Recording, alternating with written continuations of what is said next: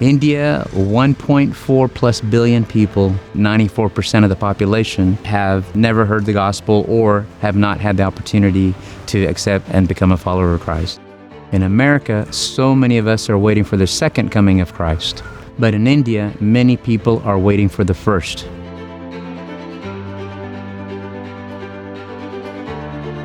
The primary goal of this ministry is to go to the unreached areas of our country and to be able to plant churches, to be pioneering in unreached areas. The ministry was founded in 1982 by the late Dr. P.J. and Mary Titus. Today, we have 25 buildings, over 25 acres, with 118 staff members that are serving hundreds of children and young men and women who are being trained and equipped here to be able to share the gospel. We train nationals. We train nationals because, number one, they don't need a passport. They don't need a visa. They don't need to get the stomach bug when they come. They don't need to learn the language because they already know the language. They don't need to learn the customs. National is always more effective in our mission field. As the teacher of the word, I get to visit my students' churches. You can't ask for more. I see on the field how people are worshiping the Lord, how our students are serving the Lord. It's very fulfilling. When it comes to church planting, our primary focus has been to reach the unreached areas, to pioneer work where there's no churches, and to be able to be the light in that community first.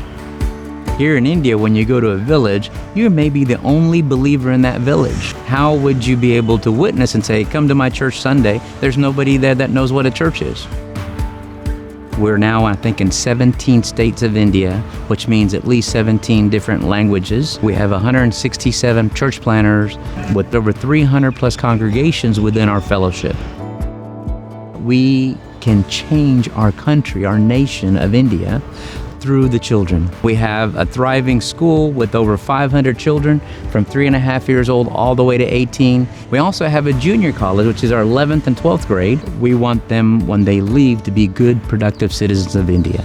If we can educate the children of India in a Christian environment where they can compete globally, we give them an opportunity to get in the marketplace and the commerce and to share the faith into those arenas, we could transform India in one generation. So we believe in practical needs, not just a spiritual part, but we also do the physical part where there's a need for clean water, where we do water wells. Medical issues come from not having clean water. With the clinic, we're doing more medical camps where we would take our ambulance, a doctor, a nurse. We would go to the communities that have a need that are not serviced. We would go to them, do general checkup, and we would minister to them at that level. We would pray for them. We would do that in different parts of our community that we're in. This ministry and school has transformed our community. When Mom and Dad came here, there was no running bus, no telephone, no electricity. God has prospered this whole arena. So the villagers say because of us being here, because of the training and the Bible college and the school and the hospital, this community has blossomed and prospered. A lot of them have worked in this ministry. Their children have been educated in this ministry. Now their grandchildren have been educated in this ministry. It has generationally been a blessing to the community. It was very blessing to me. I'm very blessed with all the academics, spiritually. I've learned a lot. MDiv program, it has taught me not only the books, but it has taught me practically. I was independent, but then I needed somebody to support me, not just with my finances, but since we are in the battlefield, I felt I need people who would uplift me in prayers, people who would lift me up in encouraging me.